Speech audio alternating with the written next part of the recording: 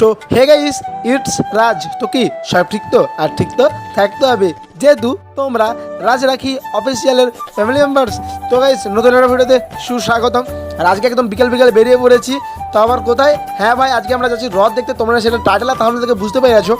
আর এই সময় হয়তো অনেকেরই মনে প্রশ্ন জাগবে যে দাদা ভাই, এতদিন পরে রথের ভিডিও। হ্যাঁ ভাই, যেহেতু কিছু প্রবলেমের জন্য আমি রথের ভিডিওটা ছাড়তে পারিনি। তো আমার কিছু মোবাইলটা খারাপ হয়ে গেছিলো, তার জন্য রথের ভিডিওটা ছাড়তে পারিনি, স্টোরেজের প্রবলেম হচ্ছিলো।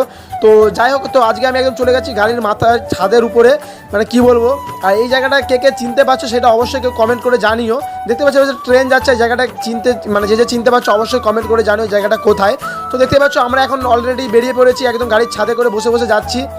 তো এখন যেহেতু আমরা মেছেদার কাছাকাছি আছি, আর আমরা যাচ্ছি মেছেদার ইস্কন মন্দিরে হ্রদ দেখার জন্য। সেটা তোমরা দেখতেই পাবে। আর আমরা কে কে যাচ্ছি সেটা অবশ্যই তোমরা ভিডিওটা চোখ রাখো, দেখতে পাবে। তো গাইস, দেখতে পাচ্ছ অলরেডি একদম চলে আসলাম